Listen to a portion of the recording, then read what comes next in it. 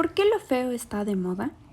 Creo que todos hemos visto esta nueva estética circulando por redes, pero quisiera analizarla en un contexto social y político. La moda, así como el arte, al pasar de los años, ha cambiado su percepto frente a las crisis sociales y políticas. Y cada vez hubo más intención de diferenciarse de los demás. Un ejemplo fueron las vanguardias artísticas, que mostraban diferentes puntos de vista sobre el arte. Pero un ejemplo clave es la cultura punk, que surge cuando el capitalismo cada vez iba gobernando con más fuerza. Que en esta época, a principios de los 70s, todas las repúblicas socialistas se fueron debilitando. Entonces empezó a ser muy importante mostrar una identidad y su eslogan era No Future. Fue entonces cuando los jóvenes usan vestimenta experimental para mostrar su posición política y social, construyendo y deconstruyendo piezas que luego las utilizarían como vestimenta. Lo mismo ocurre en Japón. Tras una crisis social y económica, el arte eroguro nace como signo de protesta a los temas tabú del país. Y referente a esto, una nueva identidad, el Harajuku, una forma de arte y vestimenta callejera maximalista poco convencional, que nos recuerda mucho al kitsch. Son fenómenos colectivos que solo se manifiestan en sus efectos económicos y políticos y se vuelven pertinentes en el nivel mismo de las masas.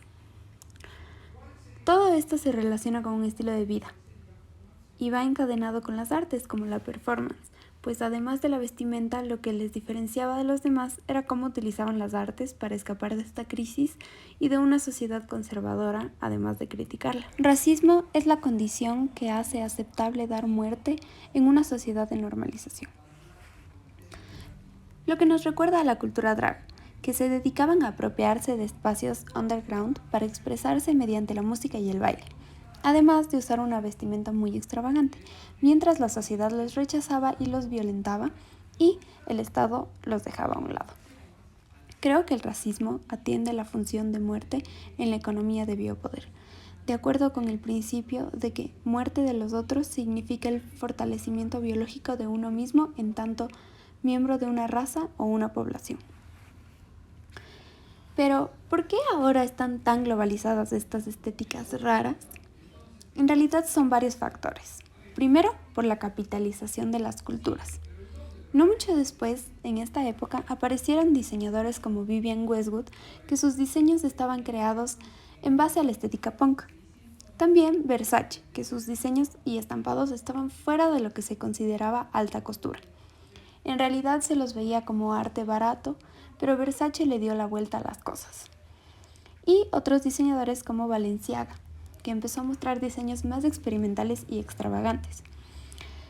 Estos diseñadores fueron los primeros en romper con estos cánones de la moda.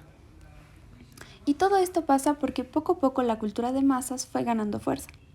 Se rompió la barrera entre arte popular y arte de élite. Y los artistas lo usaron para crear nuevas formas. Era una época donde surgieron muchos cambios en la cultura y el arte. Lo que en un momento era rupturista, en esta época fue absorbido por el arte. En cuanto a la reacción posmodernista contra todo ello, en cualquier caso debe señalarse igualmente que sus propios rasgos ofensivos desde la oscuridad y el material sexualmente explícito hasta la obscenidad psicológica y las expresiones de abierta provocación social y política que trascienden todo lo imaginable en los momentos más extremos del modernismo ya no escandalizan a nadie. Y que no solamente se reciben con la mayor complacencia, sino que ellos mismos se han institucionalizado e incorporado a la cultura oficial de la sociedad occidental.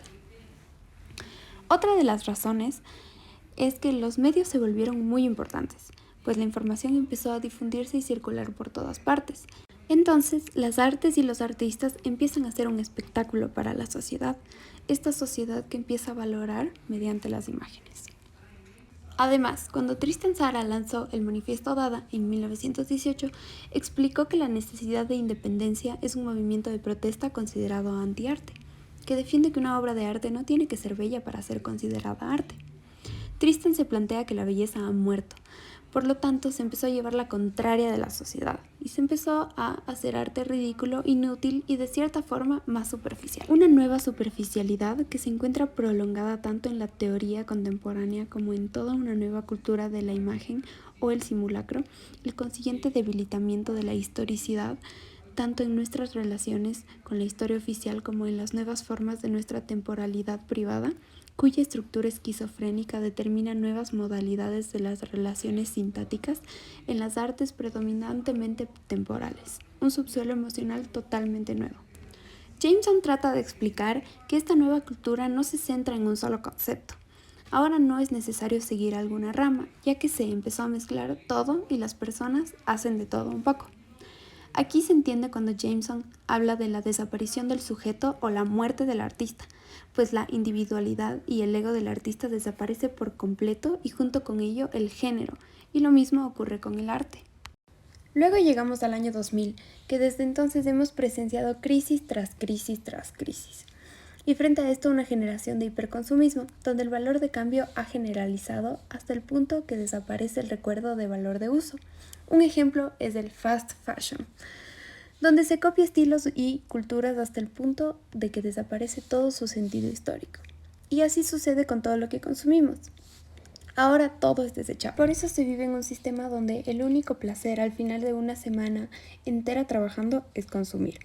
Además, gracias a esta revolución digital, los medios se convirtieron en redes sociales y ya no solo se trata de noticias e información de todo tipo que nos vuelve locos. También es como tú te muestras ante la sociedad, o sea, tu perfil de Instagram.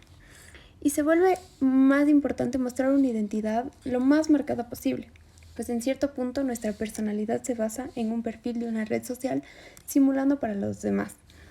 Y también nos convertimos de cierta forma en un producto de consumo. Hemos llegado al punto en el que el consumo abarca toda la vida, en el que todas las actividades se encadenan según un mismo modo combinatorio, en el que el canal de las satisfacciones ha sido trazado de antemano, hora por hora, en el que el ambiente es totalmente climatizado, totalmente organizado, totalmente culturizado.